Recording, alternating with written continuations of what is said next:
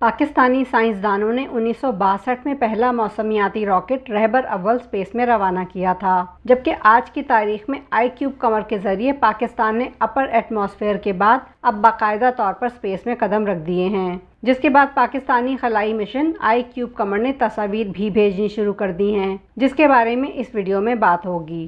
السلام علیکم بہنوں اور بھائیوں، میں ہوں عامرہ قاضی اور آپ دیکھ رہے ہیں HSQ ود عامرہ قاضی۔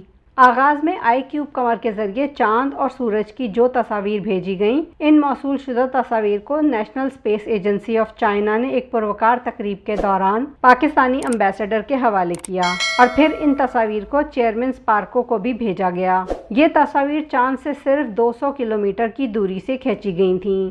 پاکستان نے اپنا یہ 7 کلو گرام وزنی آئی کیوب قمر نامی مشن 3 مئی کو 9:27 پر چین کے ہینیان اسپیس لانچ سائٹ سے خلا میں بھیجا، جو کہ 8 مئی کو 8:14 پر چاند کے مدار میں پہنچا۔ زمین سے روانگی کے 7ویں دن آئی کیوب قمر نے ابتدائی تصاویر بھیجیں۔ اس سیٹلائٹ کو اسلام آباد میں موجود اسپیس انسٹی ٹیوٹ کے کنٹرول سینٹر سے کنٹرول کیا جا رہا ہے۔ اسپارکو کے مطابق آئی کیوب قمر کے سگنلز 3,60,000 کلومیٹر سے لے کر 4,00,000 کلومیٹر کا فاصلہ طے کر کے زمین پر موصول ہو رہے ہیں۔ یہ مشن تقریباً 3 سے 6 ماہ تک چاند کے مدار میں رہے گا اور روزانہ 24 گھنٹے میں چاند کے گرد 12 گھنٹوں پر مشتمل 2 چکر کاٹے گا۔ چاند کا ساؤتھ پول، جو کہ زمین سے نظر نہیں آتا، اور چاند کے اس حصے پر آج تک بہت کم تحقیق ہوئی ہے، اسی لیے خصوصی طور پر چاند کے ساؤتھ پول کے مشاہدے اور تحقیق کے لیے بھی 2 کیمرے، سینسرز اور سولر بیٹریاں لگائی گئی ہیں۔ طے شدہ پروگرام کے مطابق آئی کیوب قمر مشن کی درست مدت 3 ماہ 7 دن 8 گھنٹے اور 37 منٹ تک ہیں، لہٰذا یہ اس متعین مدت تک چاند کی سطح پر چٹانوں اور مختلف تبدیلیوں کا مشاہدہ کر کے تازہ ترین مواد پاکستان بھیجتا رہے گا۔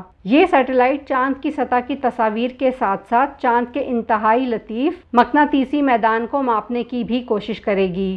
آئی کیوب دراصل اسپیس سائنس کی ایک ٹرم ہوتی ہے جس کے معنی چھوٹا سیٹلائٹ ہوتا ہے، یعنی آئی کیوب قسم کے سیٹلائٹس انتہائی چھوٹے سائز کے ہوتے ہیں، بس یوں سمجھیں کہ ان کا سائز جوتے کے ڈبے کے برابر ہوتا ہے۔ اس پر کیمروں سمیت مختلف سینسرز لگے ہوتے ہیں جو ریئل ٹائم ڈیٹا بھیجتے رہتے ہیں۔ پاکستان نے اس طرح کے سیٹلائٹس پہلی بار 2013 میں بنائے، مگر اب پاکستان نے تاریخ میں پہلی بار اس چھوٹے سیٹلائٹ کو چاند کے مشن پر روانہ کیا ہے۔ یہ اسپیس مشن پاکستان کی ایک بہت بڑی کامیابی ہے۔ آئی کیوب قمر کا ڈیزائن اور ڈیولپمنٹ چائنا اور اسپارکو کی پارٹنرشپ سے تیار کیا گیا ہے۔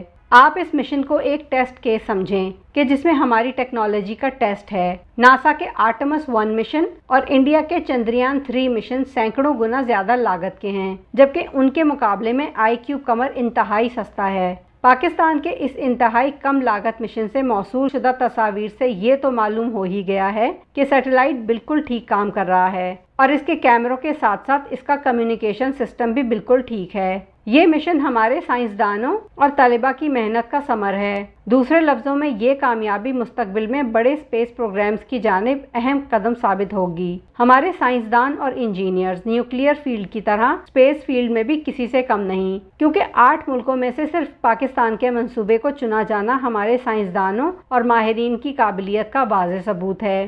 پاکستان کے لیے تکنیکی ترقی کے سفر کا یہ تاریخی لمحہ ہے اور اس اہم کامیابی سے پاکستان خلا کے بامقصد استعمال کے نئے دور میں داخل ہو گیا ہے۔ آئی کیوب قمر سیٹلائٹ میں فی الحال ہائی ریزولوشن کیمرے شامل نہ کرنے کی وجہ سیٹلائٹ کے وزن کو 7 کلو گرام تک کنٹرول میں رکھنا تھا۔ اگر اس میں ہائی ریزولوشن کیمرے شامل کیے جاتے تو اس کا پاور سورس بڑھانا پڑتا، جس کے باعث اس میں سولر پینل، بجلی کنٹرول کرنے والے آلات اور بیٹریوں کا اضافہ کرنا پڑتا، جس کے باعث سیٹلائٹ کا وزن بڑھنا لازمی تھا۔ اسپیس مشنز میں ایک گرام بہت اہم ہوتا ہے اور اسے اچھی طرح کیلکولیٹ کر کے شامل کیا جاتا ہے۔ پھر اس مشن کی کمیونیکیشن سپیڈ kb/1 فی سیکنڈ ہے، تو اتنی کم کمیونیکیشن سپیڈ کے اندر 1 میگا پکسل والے کیمروں کی امیجز ہی بر وقت وصول ہو سکتی ہیں۔ اگر ہائی ریزولوشن کیمروں کے ذریعے امیجز لیے جاتے تو اس کمیونیکیشن سپیڈ میں کئی دن ایک ہی امیج وصول کرنے میں لگ جاتے۔ یہ مشن پہلے ہی مختصر مدت کا ہے،